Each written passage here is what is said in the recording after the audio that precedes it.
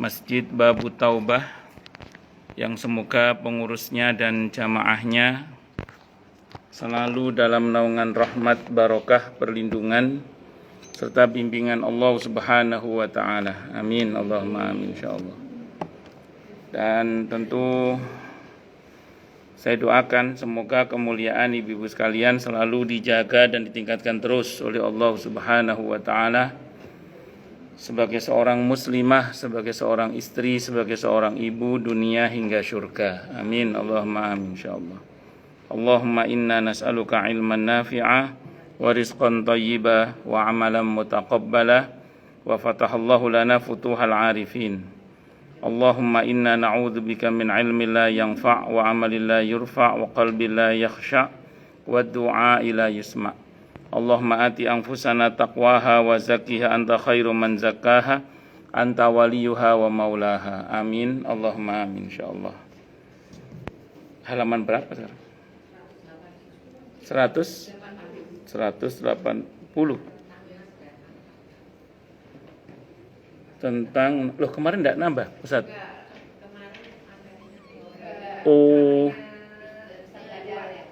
Inji.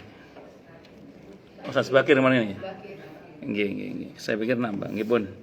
Bismillahirrahmanirrahim. Masih melanjutkan kajian kita kitab Ar-Ruh karya Ibnu Qayyim Al-Jauziyah rahimahullah rahmatan wasi'ah wa rahimallahu ulama al-muslimin. Qala al-muallif rahimahullahu taala wa nafa'ana bihi wa bi ulumihi fid dharain amin.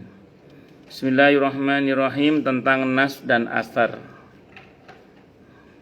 Nas dan asar itu ya mirip-mirip. Nas itu ya teks Quran dan Sunnah itu nas. Ada nasnya enggak itu? Maksudnya ada teks dalam Quran dan Sunnahnya enggak itu?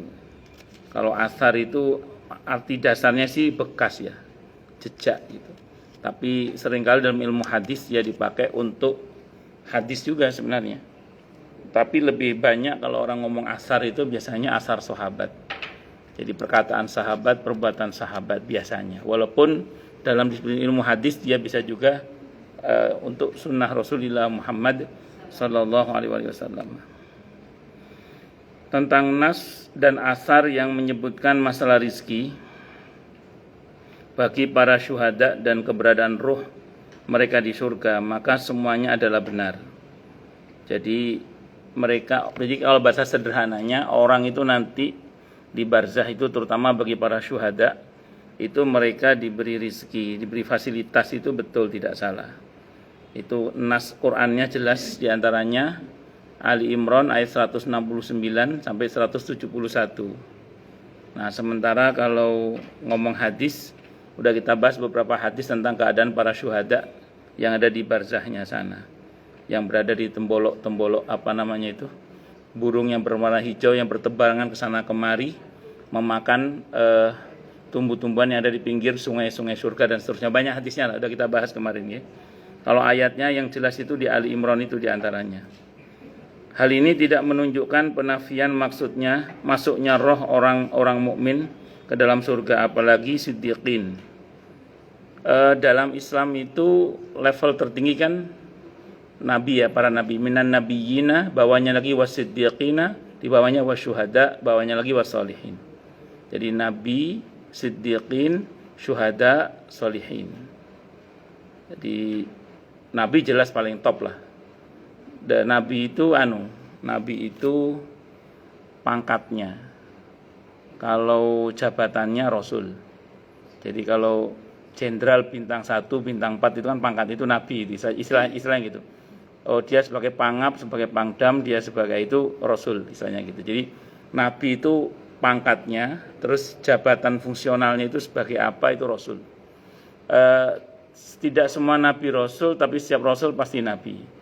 Maka nabi kita Muhammad SAW itu khatamun nabiyyin, penutupnya para nabi. Ya kalau nabi ditutup berarti rasul apalagi. Jadi jelas itu khatamun nabiyyin. Satu. Yang kedua, di bawahnya itu siddiqin. Siddiqin itu orang-orang yang jujur. Luar biasa ya, orang jujur itu menduduki kedudukan satu tingkat di bawah para nabi, di atas para syuhada. Nah, siddiqin ini orang-orang yang jujur dalam mengimani Allah dan Rasulnya Muhammad SAW, jujur pada diri sendiri dan jujur pada sesama. Itu baru namanya jujur, betul-betul jujur itu, betul-betul siddiqin lah. Jadi siddiqin itu betul-betul dia jujur dalam mengimani Allah dan Rasulnya. Bukti bahwa dia jujur dalam mengimani Allah dan Rasulnya itu dia tidak ragu. Karena tidak ragu maka dia buktikan dengan mau berjihad, berjuang dengan harta dan dirinya di mana, di jalan Allah. Baru kata Allah, ulaika humus shadiqun, mereka itulah shadiqun, orang-orang yang jujur, benar dan bersungguh-sungguh dalam mengimani Allah dan Rasulnya Muhammad sallallahu alaihi wasallam. Itu ada di surah Al-Hujurat ayat 15 itu. Innamal mu'minuna alladzina amanu billahi wa rasulihi tsumma lam yartabu wajahadu bi amwalihim wa anfusihim fi sabilillah ulaika humus shadiqun. Bahwasanya mukmin sejati itu adalah orang-orang yang telah beriman kepada Allah dan Rasulnya, kemudian mereka tidak ragu-ragu dalam mengimani Allah dan Rasulnya. Karena tidak ragu dibuktikan dengan jihad, dengan mau berjuang bersungguh-sungguh. Dengan apa? Dengan harta dan diri mereka. Di mana berjuangnya? Di jalan Allah. Ulaika humus shadiqun, mereka itulah shadiqun, orang-orang yang jujur, benar dan bersungguh-sungguh dalam mengimani Allah dan Rasulnya Muhammad sallallahu alaihi wasallam. Maka pertanyaan untuk kita adalah, sudahkah kita menyediakan daripada sebagian harta kita untuk agenda perjuangan di jalan Allah? Masjid, mushola, majelis taklim, pesantren dan yang lain-lain. Atau secara umum dakwah Islam lah secara umum. Nah, yang kedua, sudahkah kita menyediakan bagian dari diri kita, termasuk waktu, tenaga, pikiran kita untuk berjuang di jalan Allah? Ayat sama Pak untuk masjid, mushola, majelis taklim atau kegiatan-kegiatan dakwah pada umumnya. Kalau iya, bersyukurlah pada Allah. Mudah-mudahan kita ini termasuk yang digolongkan dalam golongan shadiqun itu. Bahkan amin insyaallah, bahkan siddiqin. Paling enggak kalaupun kita tidak mencapai derajat siddiqin, paling enggak kita mudah-mudahan satu rombongan dengan siddiqin. Loh, kok bisa gitu Ustaz? Kan kata Nabi, man tasyabbaha biqaumin fahuwa minhum. Siapa yang berusaha menyerupai satu kaum, maka dia digolongkan dalam kaum itu. Dan kita kan juga harus mencintai siddiqin. Karena kita orang-orang soleh, kita cintai sebagai kita nanti satu rombongan dengan beliau-beliau itu. Dalam Islam itu enak. Kita itu nggak harus jadi Nabi dan Rasul, dan memang nggak mungkin jadi Nabi dan Rasul, tapi kita bisa satu rombongan dengan modal cinta itu. Sebagaimana dalam hadis Sahih Muslim itu, ketika ada seorang Arabi, orang kampung yang mengatakan, saya tidak punya bekal untuk menghadapi kiamat ya Rasulullah selain dari bahwa saya mencintai Allah dan Rasulnya. Maka Nabi mengatakan, anta ma'aman ahbabtah, kau akan bersama dengan siapa engkau cinta. Sahabat Anas bin Malik radhiyallahu anhu sebagai rawinya mengatakan dalam hadis itu, tidak ada hal yang paling menggembirakan saya hari itu selain dari perkataan Nabi, sabda Nabi, engkau bersama dengan orang yang kau cintai. Maka berarti kata beliau, berarti saya potensial bersama dengan Nabi kita Muhammad SAW dan Abu Bakar dan Umar radhiyallahu anhuma, walaupun saya tidak bisa beramal sebagaimana beliau itu, karena saya mencintai beliau itu semua. Nah, di antara bukti cinta itu yang meniru-niru. Nah, kita kalau berusaha, mungkin kita pengorbanannya tidak seperti para sahabat ya, yang tidak hanya pasang harta dan waktu dan pikiran, bahkan pasang badannya untuk membela Rasulullah Muhammad SAW, untuk membela agama ini. Nah, kalau kita mungkin belum sampai segitu. Artinya pastinya kita nggak seperti para sahabat yang dulu itu. Tapi paling nggak kita berusaha niru-niru berusaha niru-niru itu, mudah-mudahan nanti kita satu rombongan. Amin insyaallah, mudah-mudahan. Terus kemudian harus jujur pada diri sendiri, karena ini merupakan bagian dari kesempurnaan iman. Dalam Sahih Bukhari disebutkan sebuah hadis, tapi ini bukan sabda Nabi ya, tapi perkataan Ammar ibn Yasir radhiyallahu anhu. Ammar ibn Yasir radhiyallahu anhu ini ahadul asyaratil masyhudi lahum bil jannah. Satu dari 10 sahabat Nabi yang dinyatakan masuk surga oleh Nabi semasa hidupnya. Siapa saja beliau itu? Apa sabda beliau? Kata Ammar bin Yasir radhiyallahu anhu, salasun man jama'ahunna faqad jama'al iman. Ada 3 hal yang siapapun berhasil menghimpun ketiganya, maka sempurnalah imannya. Yang pertama, al-insafu min nafsi, sanggup berlaku insaf. Insaf itu tengah, adil, jujur pada diri sendiri. Jadi sanggup berlaku tengah, adil, jujur pada diri sendiri. Jujur pada diri sendiri itu diantaranya tidak takut berkata, maaf saya tidak tahu, nanti saya mau belajar lagi. Dan tidak malu berkata, maaf saya salah, insya Allah saya akan perbaiki dan saya akan bertanggung jawab. Itu lebih terhormat dalam pandangan Islam daripada kita nggak tahu tapi sok tahu, atau salah nggak ngerasa salah, celakanya malah merasa benar. Itu seperti itu. Itu namanya tidak jujur pada diri sendiri.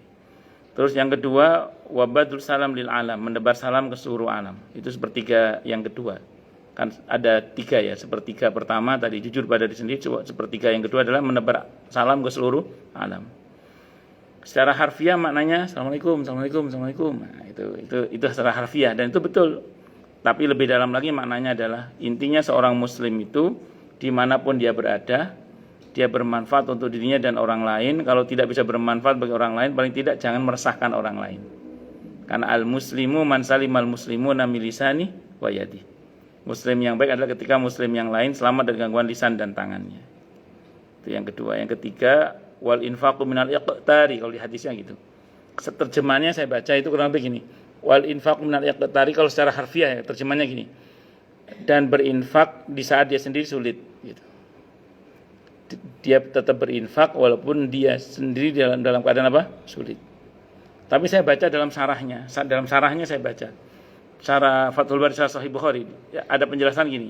Wal infaqu minal iftiqari gitu. Mendermakan apa yang menjadi kebutuhan orang lain. Jadi kalau bahasa sederhananya membantu dengan bantuan yang sifatnya produktif dan atau solutif. Gitu. Jadi monggo diambil yang mana terjemahannya. Itu sama-sama menantang sih. Jadi di saat kita sulit kita masih mau berbagi itu ya cukup berat juga. Tapi bagi orang yang mungkin hampir tidak pernah mengalami kesulitan dalam masalah ekonomi bisa ambil makna yang kedua kan.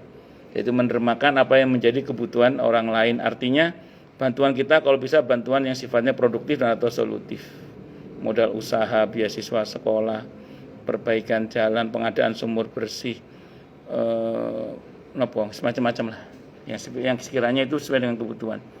Itu seperti itu. Allahu Akbar. Kalau solutif pelunasan hutang misalnya. Bayarin kontrakan orang yang tidak mampu sampai beberapa bulan ke depan misalnya. Nah, kan banyak orang yang mungkin butuh itu misalnya dan macam-macam. Itu contoh saja. Nah, itu jujur yang kedua ya. Jujur yang ketiga jujur pada sesama. Yang ketiga harus jujur pada sesama. Jujur pada Allah dan Rasulnya Muhammad SAW. Jujur pada diri sendiri. Yang ketiga jujur pada sesama. Kalau jujur pada sesama ini hadisnya muttafaqun alaih Bukhari Muslim antara lain ya. Di mana Nabi bersabda, "Au kama qala al-bay'ani fil bil khiyari ma lam yatafarraqa. Fa in sadaqa wa bayyana burika lahum fi bai'ihima wa in katama wa kadzaba muhiqat barakatu bai'ihima." Dua orang yang sedang transaksi jual beli atau akad-akad yang lainnya. Itu kalau keduanya jujur dan berterus terang, Allah akan berkahi. Tapi kalau tidak jujur, apalagi menutup-nutupi, maksudnya ada kecurangan di situ, maka Allah akan hilangkan keberkahannya. Nauzubillah min syarri dzalik. Maka hati-hati dalam bermuamalah dengan sesama harus ada kejujuran. Kalau tidak jujur, maka hilang keberkahannya berarti hilang kebaikannya. Kalau hilang kebaikannya berarti banyak pun yang dia peroleh, luarnya saja nikmat tapi dalamnya laknat. Sehingga cepat atau lambat apa yang dia peroleh itu akan jadi masalah bagi yang bersangkutan, baik di dunia ini yang pasti di akhirat nanti kalau dia tidak bertakwa, kalau dia tidak bertobat kepada Allah Subhanahu wa taala. Semoga kita termasuk orang-orang yang sanggup berlaku jujur ini ya. Amin. Allahumma amin insyaallah. Terus yang kedua minan nabiyyin wasyuhada. Syuhada di bawahnya para syuhada. Saya sampaikan kemarin syuhada itu ya intinya orang yang berperang untuk menegakkan kalimat Allah. Kemudian dia mati syahid. Ya.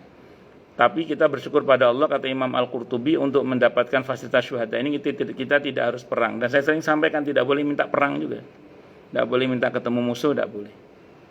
Kalau ada banyak keutamaan musibah, tapi kita nggak boleh minta musibah, tidak boleh. Harus tetap minta kebaikan. Nah, adapun terjadi tidak boleh mundur. Itu dalam Islam aturannya. Maka kemudian kita dihibur dengan sebuah hadis Sahih Muslim. Hadisnya Sahih Muslim. Aukamakal barang siapa yang berharap kepada Allah dengan sungguh-sungguh mati syahid, maka Allah akan berikan kepadanya kedudukan orang yang mati syahid walaupun dia mati di atas ranjangnya, tempat tidurnya. Dan yang terakhir adalah solihin. Solihin itu siapa sih solihin itu? Apa Gusol yang kemarin wakil wali kota nggak jadi? bukan itu, itu orang Madura itu. Ya, bukan itu. Jadi solihin itu apa solihin itu? Solihin itu dari kata soluha. Soleh kata soluha. Soluha itu artinya apa? Bisa berlaku sepatutnya, itu soleh namanya. Jadi seseorang yang bisa berlaku sepatutnya, satu sebagai hamba Allah, yang kedua sebagai sesama bagi sesamanya, itulah orang soleh itu namanya. Maka tidak disebut orang yang soleh. Kalau pakai terminologi ini ya, tidak disebut sebagai orang yang soleh, orang yang tidak bisa berlaku sepatutnya sebagai seorang hamba kepada Tuhannya dan sebagai seorang sesama kepada sesama yang lainnya. Sambil contoh misalnya, ini contoh aja. Ada orang yang sangat memperbaiki hubungannya dengan Allah, hablum minallahnya bagus. Sholatnya rajin, istiqomah, tepat waktu berjamaah di masjid, bagus misalnya. Tapi tidak ngeluarin zakat, padahal dia mampu. Apakah soleh seperti ini? Tidak. Kenapa? Karena dia hanya bisa berlaku sepatutnya sebagai seorang hamba kepada Tuhannya, tapi tidak memperbaiki hubungan dengan sesamanya misalnya. Atau dibalik, ada orang yang mengatakan, masih mending saya lah, walaupun saya nggak sholat, tapi kan saya peduli, daripada Bu Haji itu pelit misalnya. Nah, artinya dia hanya memperbaikkan. Betapa banyak orang yang berkata, yang penting saya nggak jahat kan, yang penting saya kan baik, saya nggak jahat sama orang, ngapain sholat? Ya kamu nggak jahat pada sesama kamu, tapi kan kamu buruk hubungan dengan Tuhanmu. Sementara dalam agama ini kita harus memperbaiki hubungan dengan Allah dan juga dengan sesama. Maka disebut soleh itu kalau hubungannya dengan Allahnya dia baik, dengan sesamanya juga baik. Itu harus dua-duanya. Wa duribat alaihim mudhillatu aina ma thuqifu illa bihablim minallah wa hablim minan nas. Ditimpakan kehinaan kepada mereka dimanapun mereka berada, kecuali dengan tali hubungan baik mereka dengan Allah dan tali hubungan baik mereka dari sesama. Artinya harus baik hubungannya dengan Allah, harus baik hubungannya dengan sesama. Tidak boleh tidak, harus itu. Sepaket, harus. Makanya perintah sholat itu tidak kurang dari 82 kali. Menurut saya sampai saya baca dalam fikih sunnah itu tidak kurang dari 82 kali diulang dengan perintah zakat. Perintah sholat itu. Perintah sholat tidak kurang dari 82 kali dalam Al-Quran diulang dengan perintah zakat. Seolah-olah Allah mau bilang harus baik hubungannya dengan Allah dan baik dengan sesama. Dan perintah bersyukur kepada Allah dan bersyukur kepada sesama itu juga ada dalam hadis yang sahih riwayat Ahmad, Abi Dawud, atau kama qala, di mana Nabi bersabda, atau kama qala, la yashkurullah man la yashkurun nas. Tidaklah bersyukur kepada Allah orang yang tidak tahu berterima kasih kepada sesama. Maka kita harus, saya ulang, baik hubungannya dengan Allah dan harus baik hubungannya dengan sesama. Itu harus, dalam Islam itu harus. Itu baru namanya orang soleh. Jadi intinya itu orang soleh yang sesungguhnya itu adalah orang yang soleh secara ritual dan soleh secara sosial sekaligus. Soleh secara ritual dan soleh secara sosial sekaligus. Dua-duanya harus jalan. Tidak boleh salah satunya. Kalau salah satunya belum soleh. Jadi saya ulang, harus dua-duanya. Itu seperti itu. Pun lanjut. Sampai mana tadi? Adalah benar. Hal ini tidak menunjukkan penafian masuknya roh orang-orang mukmin ke dalam surga, apalagi siddiqin yang kedudukannya lebih baik daripada syuhada, karena posisinya di atas para syuhada, siddiqin itu di bawah para nabi. Hal ini tidak dilakukan lagi, maka bisa dikatakan kepada mereka, apa yang kalian katakan tentang roh siddiqin? Apakah mereka berada di surga ataukah tidak berada di sana? Jika mereka menjawab berada di surga dan mereka tidak mempunyai pilihan yang lain, maka berbagai nas yang disebutkan di atas tidak menunjukkan pengkhususan bagi roh para syuhada semata.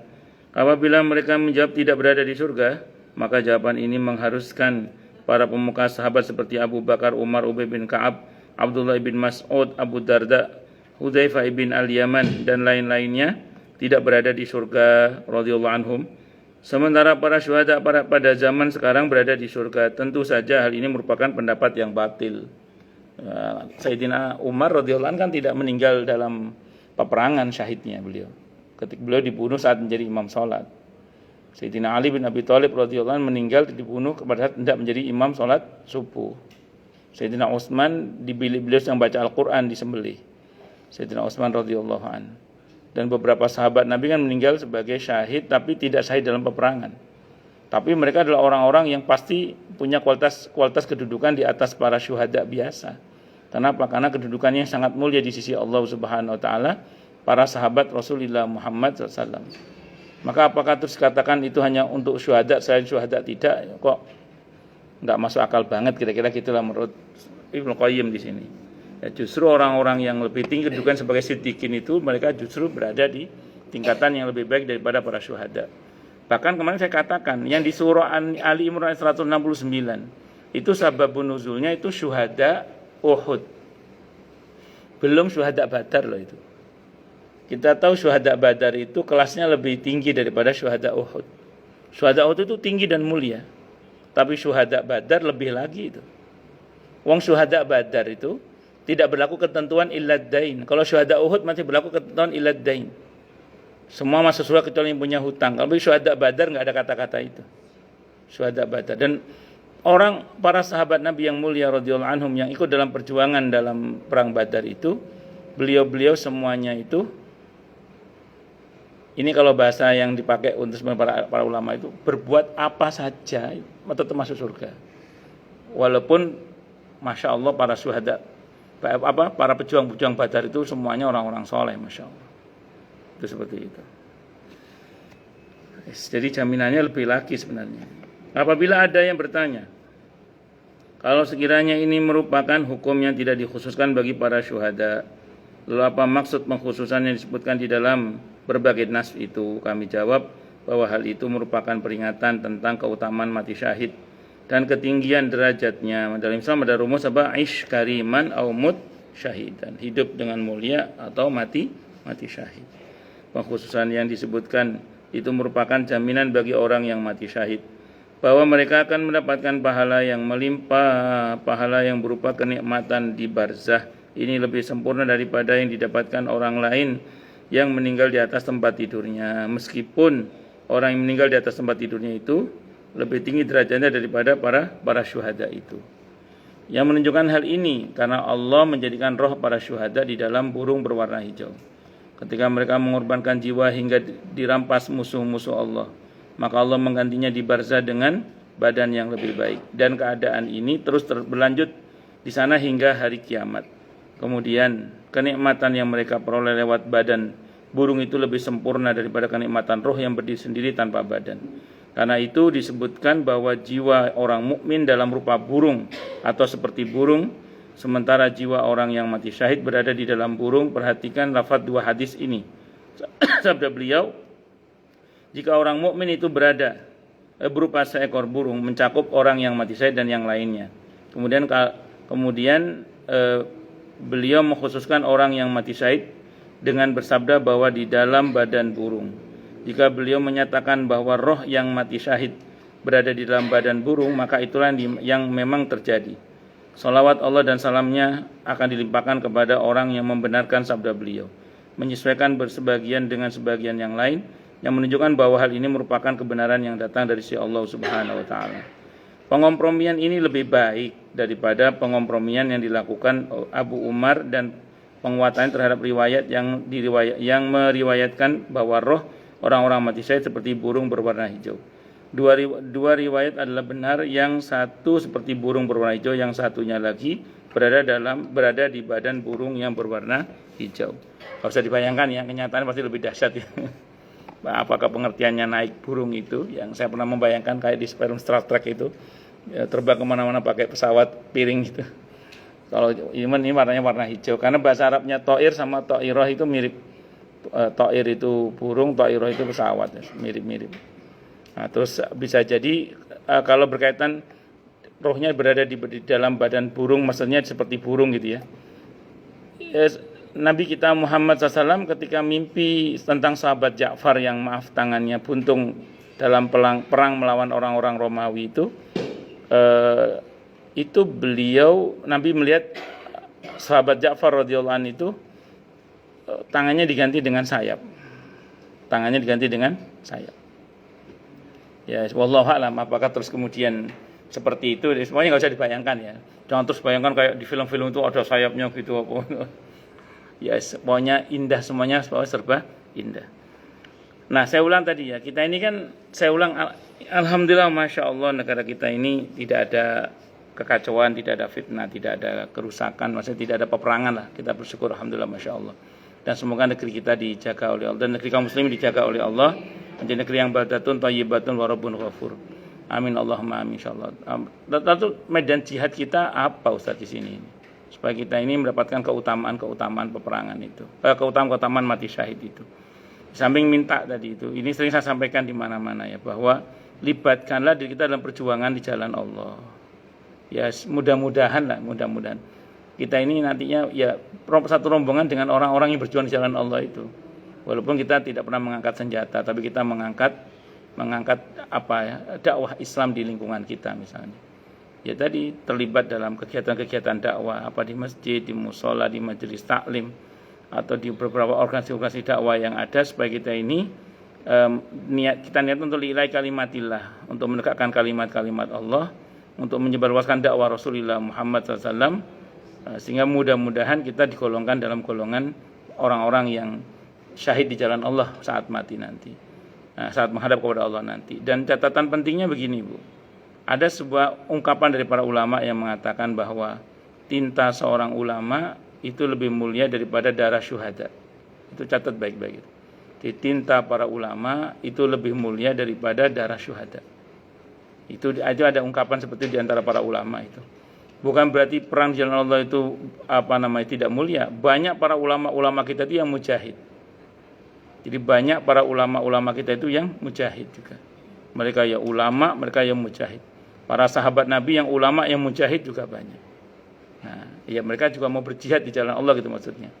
Nah, namun andaikan harus memilih antara darah syuhada dan darah ulama, tinta ulama itu lebih mulia daripada darah syuhada. Itu menurut ungkapan satu sebagian para ulama, ada yang mengatakan demikian. Itulah kenapa Imam Syafi'i ketika beliau berhadapan dengan sistem pemerintahan Daulah Bani Abbasiyah yang khalifahnya saat itu Mu'tazilah. Jadi akidahnya Mu'tazilah, di mana para ulama-ulama ahlu sunnah dipaksa untuk meyakini bahwa Al-Quran itu adalah makhluk. Itu Imam Syafi'i kan akhirnya lari ke Baghdad beliau. Lari ke Mesir. Dan pindah ke sana dan menjadi mufti di sana beliau. Itu bukan berarti Imam Syafi'i takut mati syahid, tapi dalam kalkulasi beliau, kalau saya masih hidup, saya masih bisa memberikan manfaat bagi banyak orang. Kalau saya mati memang mati syahid dan itu mulia. Tapi kalau saya masih hidup, saya masih bisa bermanfaat untuk banyak orang. Jadi tinta beliau itu masih bisa bermanfaat. Karena nanti pada akhirnya, orang kenapa kok punya semangat berjihad di jalan Allah dan berharap mati syahid? Lagi-lagi jawabannya pasti karena ilmunya ulama kan. Jadi mereka taunya keutamaan mati syahid itu, mereka mengerti keutamaan jihad itu ya karena ilmunya ulama. Makanya tinta ulama itu lebih mulia daripada darah syuhada. Walaupun syuhada itu tentu mereka juga sangat mulia di sisi Allah Subhanahu wa taala. Dan saya ulang, banyak ulama yang juga mujahid dalam hal ini. Allahu Akbar. Kemudian dan apalagi ada istilah itu lagi Bu. Saya lupa itu di Al-Qur'an itu tentang tidak sepatutnya semua orang lari ke medan perang itulah. Harus ada sebagian golongan yang menuntut ilmu, mendalami ilmu. Nah, itulah kenapa kemudian kegiatan menuntut ilmu agama seperti ini itu disetarakan dengan jihad fisabilillah. Dalam hadis riwayat At-Tirmidzi, orang yang keluar rumah menuntut ilmu itu dicatat fisabilillah hingga dia kembali. Dan kalau mati itu mati syahid. Dalam riwayat At-Tirmidzi di antaranya. Man kharaja min baitihi fi talabil ilmi kutiba lahu fisabilillah hatta yarji'a. Jadi dicatat untuknya dia seperti jihad di jalan Allah hingga dia pulang. Dan kalau mati dalam perjalanan mencari ilmu itu dia dihitung sebagai orang yang mati syahid. Hanya memang syahid itu kan banyak kata Nabi ya. Kan dikatakan dalam hadis yang sudah kita bahas dulu tentang 18 tanda husnul khotimah yang sudah lupa semua itu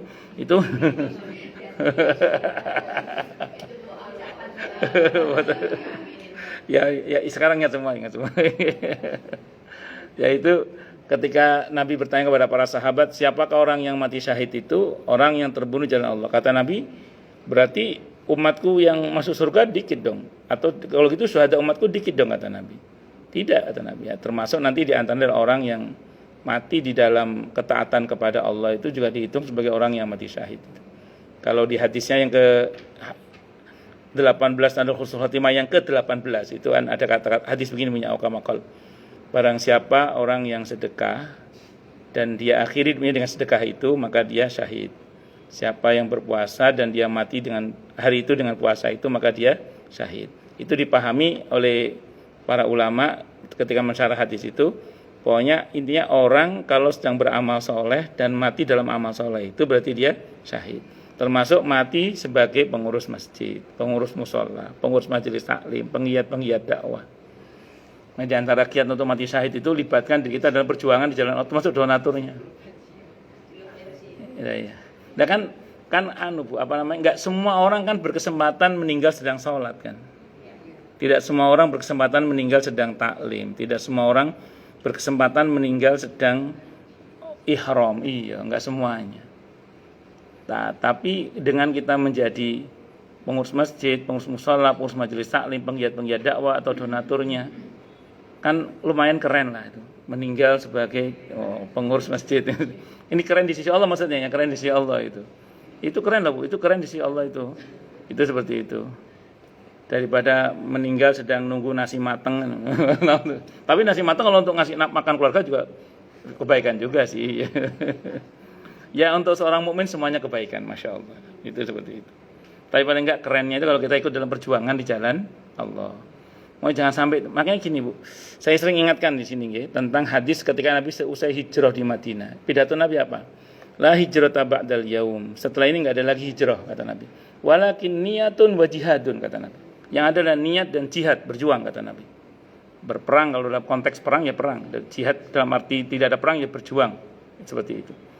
Artinya gini kata para ulama, kalau sampai ada orang tidak pernah terbesit dalam hatinya untuk berniat untuk jihad di jalan Allah, maka dia bisa mati di antara salah satu cabang kemunafikan. Jadi kalau ada orang dalam hati kok nggak punya niat untuk berjuang di jalan Allah, tidak punya niat untuk berjihad di jalan Allah dalam hatinya, itu dia kalau mati di salah satu cabang kemunafikan. Naudzubillah min dzalik. Itu kata para ulama. Nah kita semua dalam hati harus punya komitmen niat untuk berjuang di jalan Allah. Saya ulang, berjuang tidak harus perang dan tidak boleh minta perang. Tapi kalau terjadi nggak boleh mundur. Nah terus dalam konteks kekitaan lapangan jihadnya mana? Ya ini monggo majelis taklim diuri-uri ini, napa yang mau diuri-uri dihidup-hidupkan nggih, dihidup-hidupkan. Dimakmurkan. Itu seperti itu. Diuri-uri, bukan dituturi handayani. Itu seperti itu. Bisa dipahami nggih? Nah, ini harus ada dalam hati kita niat untuk berjihad di jalan Allah, melibatkan di dalam perjuangan di jalan Allah. Harus itu.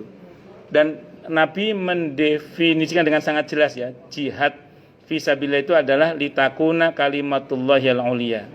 Berjuang dalam rangka agar kalimat Allah menjadi tinggi. Maksudnya menegakkan kalimat Allah.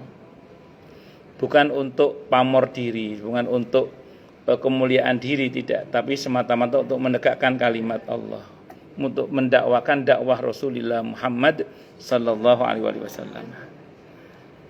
Allahu akbar. Boleh lanjut. Roh para syuhada dan orang-orang mukmin tidak berada di surga, tapi dapat memakan buah-buahannya dan mencium keharumannya. Ini masih pembahasannya, kita baca. Ini merupakan pendapat Mujahid. Ini pendapat Mujahid, seorang ahli tafsir ini. Berhujjah kepada riwayat Al-Imam Ahmad rahimahullah di dalam musnadnya. Dari hadis Ibnu Ishaq dari Asim ibn Umar rahimahullah, dari Mahmud ibn Lubaid rahimahullah, dari Ibnu Abbas radhiyallahu anhu, dia berkata, Rasulullah Muhammad sallallahu alaihi wasallam bersabda, para syuhada berada di atas aliran sungai di ambang pintu surga, di sebuah tenda berwarna hijau, di dua tenda berwarna hijau. Tenda di sana itu dari mutiara, Bu. Jadi kemah di sana itu dari apa? Mutiara. Ahli surga itu kalau nggak punya rumah tinggalnya fil khiyam. Khiyam itu kemah, di tenda-tenda. Tapi tenda surga lumayan, Bu. Tapi kalau kita punya rumah, tinggal di rumah-rumah surga itu qasiratut tarf.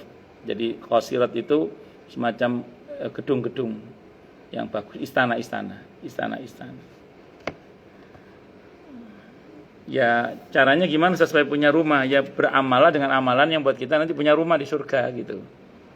Di antaranya apa? Banyak ya, di antaranya berakhlak yang mulia, jujur, menghindari debat kusir. Itu terus apa lagi? Debat kusir ya, kalau debat yang ilmiah tidak apa-apa. Kalau debat kusir, istilah untuk debat kusir itu dalam hadis itu mirok, bukan jidal. Kalau jidal itu jidal billati ahsan dalam Islam boleh, tidak apa-apa. Jadi debat ilmiah, debat yang elokhan, yang bagus, bukan debat kusir ya, itu tidak apa-apa. Tapi kalau mirok, debat kusir, menang-menangan, sepokok dalil sepokoknya, yang begitu dihindari saja. Nah, terus kemudian itu dapat surga di bagian pinggir itu. Yang bagian tengah itu jujur apa akhlak saya lupa itu. Yang bagian pusatnya itu nanti itu ada, saya lupa itu. Ada atau kemudian bangun masjid walaupun hanya sebesar sarang burung. Saya dulu pernah sebelum saya baca syarahnya, saya mikir masjid sebesar sarang burung masjid apa tau ya? Saya mikir gitu. Terus ternyata kata para ulama, walaupun dia hanya ngambil bagian yang sebesar sarang burung, misalnya satu batu bata misalnya. Oh itu tau maksudnya. Jadi yang menyumbang walaupun hanya cuma satu batu bata lah, itu sudah dapat rumah nanti ya. Tapi rumahnya ya sebatu bata. Itu tidak ada, rumahnya gede. Itu sudah ada. Nah, terus menjaga sholat sunnah rawatib yang 12 ya. Kalau bukan yang 10, yang 12 supaya dapat rumah nanti. Itu seperti itu. Dan mungkin masih banyak lagi amal-amalannya, termasuk al-ikhlas. Hadisnya Hasan ya. Ada yang matan sahih juga, ukamakal al-ikhlas 10 kali non-stop, enggak disela-sela dengan yang lain.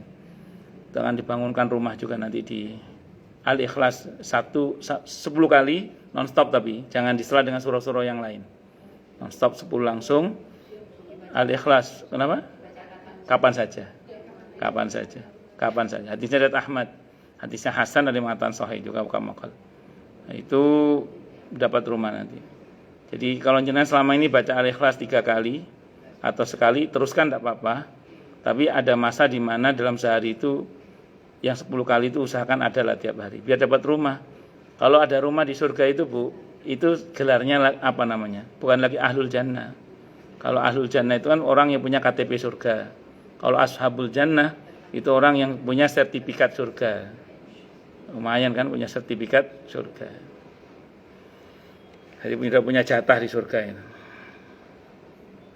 Semoga kita termasuk min ashabil jannah. Amin. Allahumma amin insyaallah, mudah-mudahan. Allahu akbar. Terus kemudian hal ini tidak menafikan keberadaan mereka di dalam surga. Sebab sungai itu berasal dari surga. Di mahsyar saja itu telaga Kautsar itu mengalir dari surga sampai ke mahsyar. Jadi telaga Kautsar itu sumbernya di surga. Itu mengalir sampai mahsyar. Yang boleh dinikmati oleh orang-orang yang punya tiket diakui sebagai umat Nabi Muhammad sallallahu alaihi wasallam. Karena itu hanya untuk orang-orang yang diakui sebagai umat beliau. Semoga kita termasuk yang diakui sebagai umat Nabi kita Muhammad sallallahu alaihi wasallam. Amin. Allahumma amin insyaallah. Hal ini tidak menafikan keberadaan mereka di dalam surga, sebab sungai itu berasal dari surga. Begitu pula rizki mereka. Mereka kalau baca-baca harus pakai iman, yang enggak pakai iman dikira halu nanti. Tapi tetap beda kok antara halu dengan yang iman yang berdasar, itu tetap beda.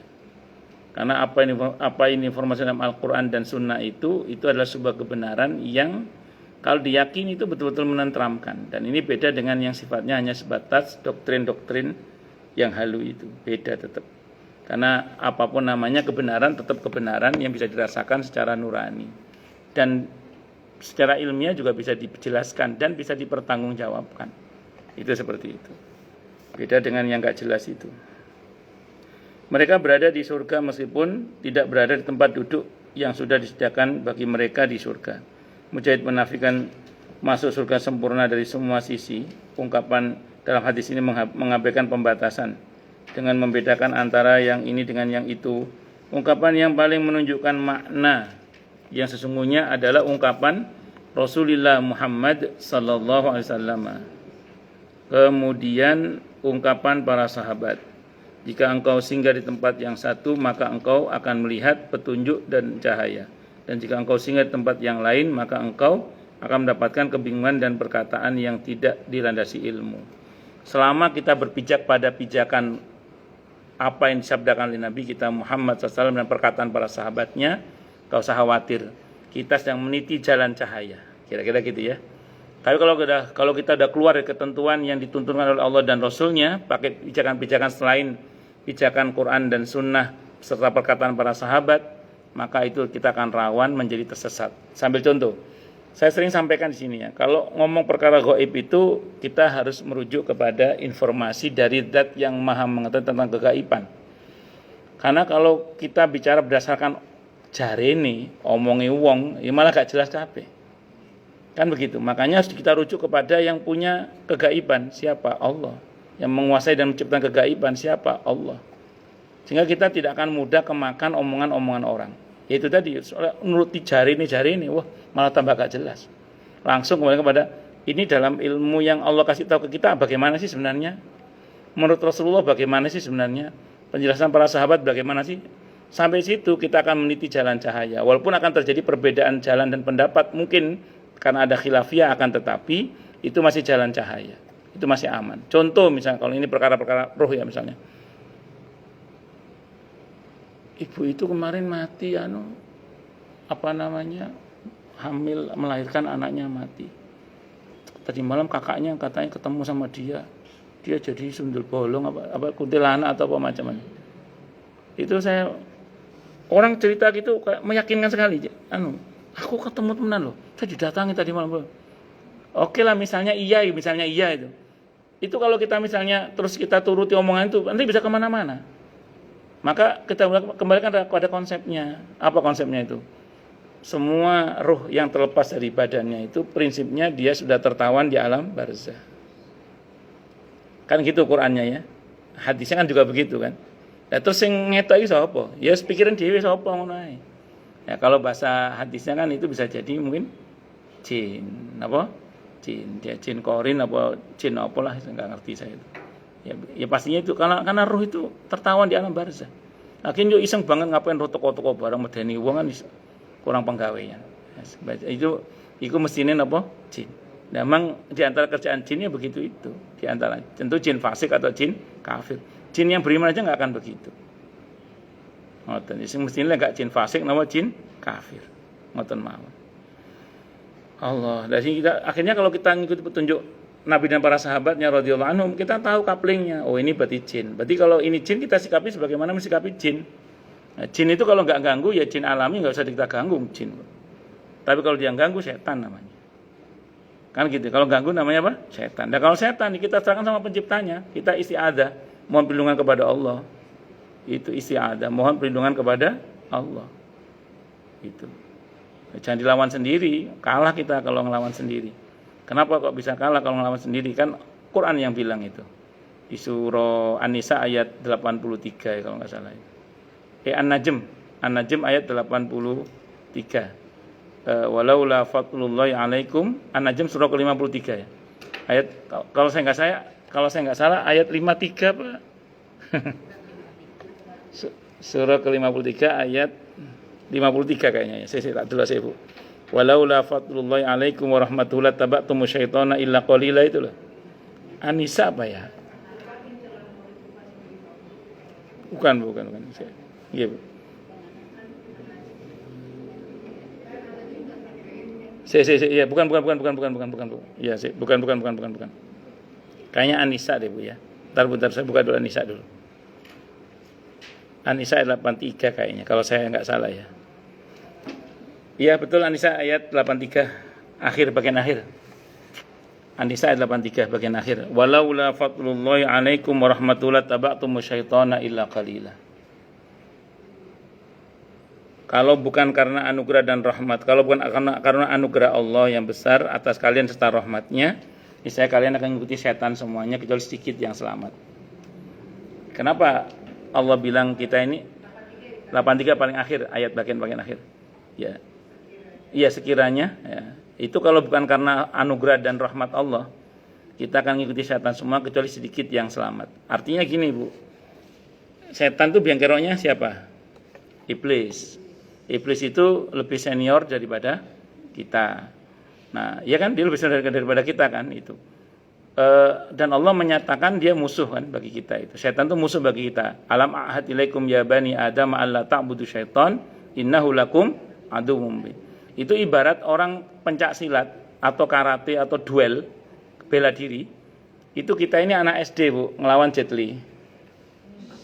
Paham ya? Kita ini anak SD ngelawan siapa? Jet Li. Udah gitu mata kita ditutup lagi Bu. Kita ini anak SD ngelawan Jet Li. Terus udah gitu dia ditutup lagi matanya. Mata kita ditutup, mata kita.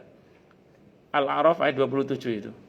Iblis dan pasukannya dari bangsa jin itu bisa melihat kita dari tempat yang kita tidak bisa melihat mereka. Coba kalau kita duel ngelawan Jet Li, kita ini anak SD, duel ngelawan Jet Li, udah gitu mata kita ditutup lagi. Kira-kira kalah apa kalah? Itu An-Nisa 83 itu. Tapi kalau ingin menang ada kata kuncinya di situ. Kalau ingin menang, caranya gimana? Raih fadl Allah dan rahmat Allah. Jadi yang buat kita menang lawan setan itu karena anugerah Allah, karena rahmat Allah. Supaya kita dirahmati oleh Allah, bagaimana caranya? Isti'adzah, mohon perlindungan kepada Allah. Di antara redaksi mohon perlindungan kepada Allah itu adalah a'udzu billahi minasyaitonir rajim. A'udzu, aku berlindung. Billahi, ba di situ punya faedah ma'iyah. A'udzu, aku berlindung billahi dengan bersama Allah. Minasyaiton, min ditabai jauh dari setan. Aku berlindung dengan bersama Allah. Minasyaiton, menjauh dari setan. Jadi kalau ingin dilindungi oleh Allah secara maksimal dari setan, harus bersama dengan Allah dan menjauh dari setan. Supaya bersama dengan Allah, perbanyak zikrullah, istiqomah di jalan Allah. Supaya kemudian menjauh dari setan, hindari majelis setan, hindari sifat-sifat setan.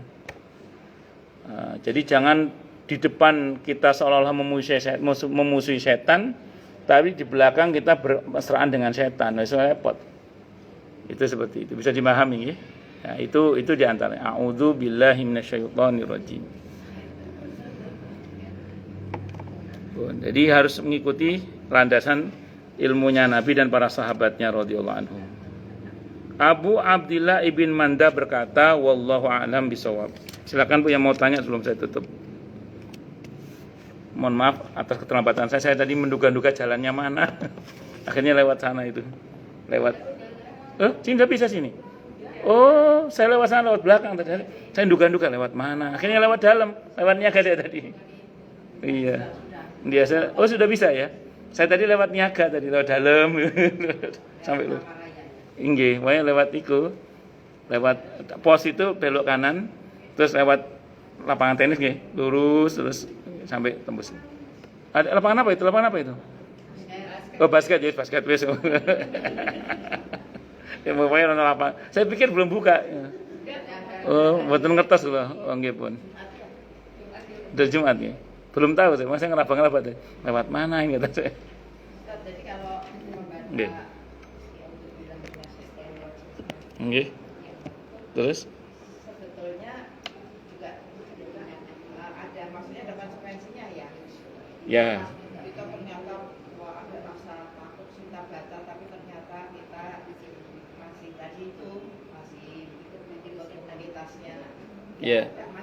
Ya. Jadi gini, ini yang istilah sederhananya gini Bu. Doa itu kadang kan mengandung makna yang di dalamnya itu kalau kita renungkan dan kita amalkan, itu betul-betul kita akan dilindungi secara maksimal. Gitu. Nah, termasuk dalam isti'adzah itu. Isti'adzah itu kan seringkali terjemahan gini, a'udzubillahi minasyaitonirrajim. Aku berlindung kepada Allah dari godaan setan yang terkutuk gitu ya. Enggak apa-apa, itu terjemahan enggak salah. Berarti ba di situ enggak difungsikan, dia sebagai ba zaidah. Tapi Allah kan enggak mungkin meletakkan atau nabinya SAW tidak mungkin meletakkan huruf ba itu tanpa faidah. Oh ternyata di antara faidah ba itu adalah ma'iyah, kebersamaan. Maka kalau kita dalami maknanya itu, di antara makna yang bisa kita boleh kata dari huruf ba saja itu adalah aku berlindung itu dengan bersama Allah maksudnya. kan kita tahu kalau kita bersama dengan Allah, maka yang selain Allah pasti, maksudnya yang membuat kita jauh dari Allah pasti menjauh kan. Di mana ada cahaya, gelap pasti pergi, itulah kalau bahasa saya. Untuk dibersamai oleh Allah, untuk bersama dengan Allah secara khusus bagaimana? Pertama ya perbanyak zikrullah, fadkuruni adzkurkum. Di mana orang kalau lupa dari berzikir kepada Allah, wa may ya'shu an dzikri rahman nuqayyid lahu syaitanan fahuwa lahu qarin. Jadi begitu orang lalai dari Allah, langsung setan jadi temannya kan. Nah, itu rumusnya gitu aja. Makanya supaya setan gak jadi temannya, maka perbanyak zikrullah. Yang kedua, istiqomah di jalan Allah. Selama kita istiqomah di jalan Allah, selama itu pula kita disertai oleh Allah secara khusus. Bisa dimengerti maksudnya? Kalau bahasa Al-Qur'annya itu di Hamim As-Sajdah ayat 30 itu, innal ladzina qalu rabbunallah. Terus tsummas taqamu. Tatanazzalu alaihimul malaikatu alla takhafu wa la tahzanu wa abshiru bil jannati allati kuntum tu'adun. Jadi orang-orang yang istiqomah dengan keyakinannya Rabbunallah dalam kehidupannya, berarti dia selalu berusaha untuk beristiqomah dengan keyakinan Rabbunallahnya itu dalam kehidupan sehari, dengan cara tidak berharap kecuali hanya kepada Allah, tidak bersandar kecuali hanya kepada Allah, tidak bertawakal kecuali hanya kepada Allah. Pokoknya semuanya hanya kepada Allahu Samad lah. Maka orang seperti ini akan turun kepadanya malaikat dalam jumlah yang besar. Malaikat apa? Malaikat rahmat. Kalau malaikat rahmat datang, kira-kira yang dominan malaikatnya apa setannya kira-kira? Ya malaikatnya. Rumusnya itu tadi, malaikat datang, setan pergi, cahaya datang, gelap keluar. Hamim As-Sajdah surah ke-41 ayat 30. Nah, terus minasyaiton itu dari godaan syaitan yang terkutuk. Min itu ternyata punya faidah banyak di antara, dan litab'id untuk menunjukkan makna jauh artinya. Jadi minasyaiton jauh dari setan. Jadi kalau kita ingin dilindungi oleh Allah dari godaan setan, harus menjauh dari setan. Caranya bagaimana? Hindari majelis-majelis setan gitu. Betul. Ojo seneng ketan, dekat-dekat setan maksudnya. Makanya kan dulu orang Jawa punya kue namanya jadah. Jadah itu dikata mujahadah. Mujahadah itu dari bahan ketan. Ketan itu maksudnya ojo rakat-rakat setan. Dawa ceritanya. Ilmu cocok logi. Nah, jadah mujahadah. Bahasa Jawanya tetel. Pun lanjut. Menjauh dari majelis setan. Majelis setan intinya satu, Bu, majelis yang buat orang lalai dari Allah. Nggih. Terus nopo terus lanjutan majelis nopo lah. Pokoknya lalai dari Allah. Terakhir itu, yang kedua itu hindari sifat-sifat setan. Setan itu sifat, Bu. Dari kata syatona artinya ba'uda. Senang bikin orang jauh dari, senang buat dirinya dan orang jauh dari Allah. Jangan memiliki sifat yang ya enggak senang dekat dengan Allah itu. Kok senang dengan aktivitas yang menjauh dari Allah, itu sifat-sifat setan itu. Apalagi memprovokasi orang supaya jauh dari Allah. Ingat perkataan ulama ya. Dulu aku mengira dekat dengan Allah itu begitu melelahkan. Ternyata menjauh dari Allah itu lebih melelahkan. Dulu aku mengira mendekat kepada Allah itu begitu melelahkan, tapi ternyata menjauh dari Allah itu lebih melelahkan. Jenengan semalaman tahajud baca Quran capek napa capek? Capek. Semalaman dugem ya capek. Kerja keras, tanggung jawab, bayar utang, capek apa capek? Capek, tapi terhormat. Enggak tanggung jawab, lari selintas sintut, pura-pura enggak kenal, malah capek, lebih capek ya? Dan terhina. Mending tanggung jawab. Karuan. Kita bermalas-malasan capek. Sudah pernah ngalami masa rebahan kan? Capek kan? Kemana capek itu? Iya, kita beraktivitas ya capek, tapi capeknya kan beda nih, nikmatin. Ada lagi kita cukup? Sampun rawuh Ustaz teman nih. Kita tutup dengan hamdalah. Alhamdulillahirabbil alamin. Semoga kajian kita bisa bermanfaat, mubarakah fid dini wa dunya wal akhirah, untuk kita, keluarga kita, dan seluruh umat Islam semuanya. Dan mudah-mudahan kita semua dijadikan oleh Allah sebagai orang-orang yang sukses dunia akhirat, selamat dunia akhirat, bahagia dunia akhirat, dan dipermudah urusan kita oleh Allah fid dini wa dunya wal akhirah. Semoga Allah limpahkan hidayah selalu untuk kita, semoga Allah tingkatkan selalu hidayah untuk kita, dan semoga Allah berikan hidayah untuk siapapun yang melihat kita. Subhanakallahumma bihamdika asyhadu an la ilaha illa anta astaghfiruka wa atubu ilaik. Sallallahu alaihi Muhammad wa ala alihi wasallam. Saya mohon maaf. Wassalamualaikum warahmatullahi wabarakatuh.